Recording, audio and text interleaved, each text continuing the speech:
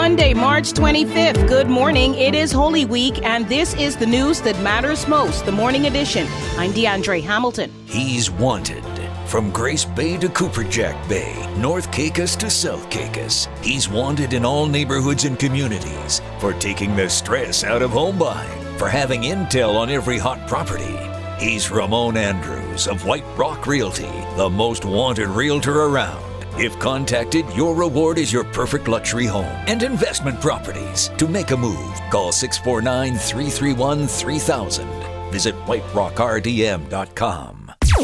A series of carjackings and robberies had been reported in the Turks and Caicos over the weekend, with concerns now being raised by residents about the frequency of these attacks. Reports put one carjacking and kidnapping of a 34-year-old Haitian on Wednesday. That was followed by a Thursday night robbery at Kids Park where a car was stolen. We've also gotten reports of a carjacking on two Dominican women on Thursday where they were attacked outside their home and their vehicle stolen. On Friday around 1 a.m., a man was followed by an armed man to his home and then robbed. Finally, 2 hours later, around 3:30, a man was held up as he arrived at his home.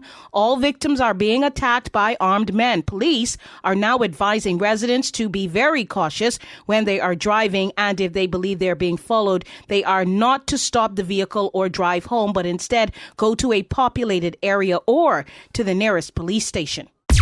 The Turks and Caicos Islands Christian Council says it is deeply troubled by the recent ruling that found it was discriminatory not to award certain spousal rights to a same-sex couple in the islands. The council is now questioning how a law passed by the government and upheld to be the standard by the people in their own country can be set aside in favor of what they believe to be still a minority. They claim that the ruling goes against the law and against Christianity, describing it as a dangerous precedent. The council, in a statement issued this weekend, expressed that their members cannot accept that the rights of the majority can be set aside, describing this as unacceptable. The Turks and Caicos Islands Christian Council is now calling on the Attorney General to appeal that Supreme Court ruling. Magnetic Media is your news leader. Check us out at magneticmediatv.com. Do you know that your Fortis TCI account balance is one text away? Ask us anytime by texting BAL to 1-649-332-0059. This tool allows you to access the balance of up to 5 accounts. The phone number that you're texting from must be the same number associated with the Fortis TCI account. Standard SMS rates apply. Do you need to update your phone number on your electricity service account? We've got you covered. Submit your information at www.fortistci.com/e-billing. Please allow 1 business day for account updates. Could it really have been that the high of a sexual stimulant caused a man to demonstrate heightened aggression and beat a New Jersey tourist woman in her face? I tell you, stop mixing up my good taxi drivers with these stinking Jitney drivers. Jitney driver is not a taxi driver. They don't have got license to be on the road. They got testosterone or whatever. It make them extra. What he do to the good by tourists, he shouldn't. You know what I mean? He should have keep his pants. Well, that is what someone is suggesting, as anyone watching the concerning report of how the American was brutalized while on a Turks and Caicos vacation on March 10th wonders what in the world was the attacker thinking. The woman was treated at hospital and the man was picked up and charged and then released on bail. The charges were for beating the woman, not sexual assault, making the attack that much more confusing and vexing. That man, 29-year-old Davidson Martin, but he is no taxi driver, though that is how the American media is painting him. He is an illegal Jitney driver, unregistered as a public service driver, and not licensed to drive anyone anywhere pretending to be legally authorized. In a report on February 7th, the Royal TCI Police had warned about taking those dangerous Jitneys. In 2 separate cases, 2 women had reported being assaulted in a moving vehicle. One was hurt by the man, the other hurt when forced to jump out of the the car, which was diverted from her stated destination. Now, a visitor is sharing the experience, and to anyone who will listen, certainly not good for the country's reputation and a horrible experience for a guest to our country. Meanwhile, that seemingly insanely violent attacker is out free. We go now to Rashaed Esson, who has a move by Jamaica in support of the children of Haiti.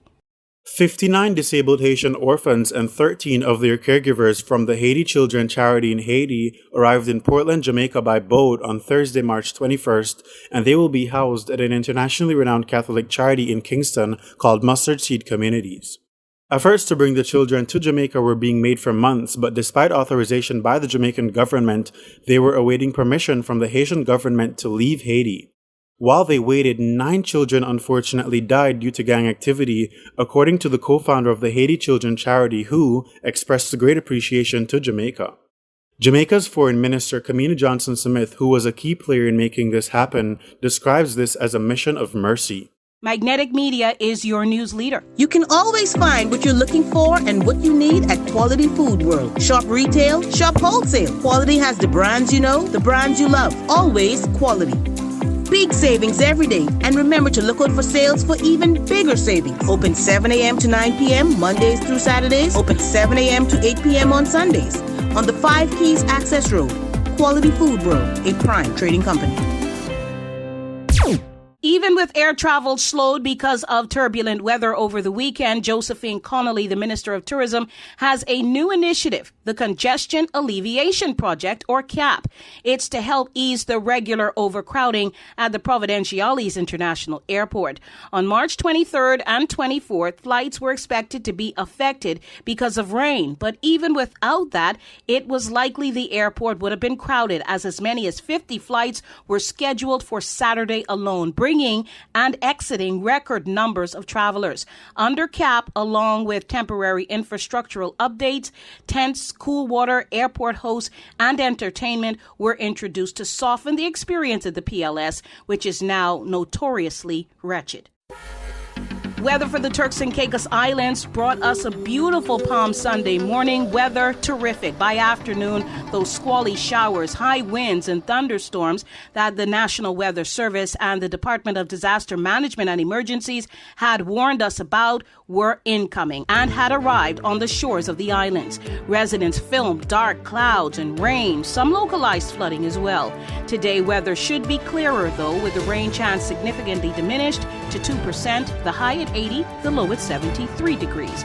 That does it for the morning edition. Thank you so much for joining us. I'm Deandrea Hamilton. We're back at noon.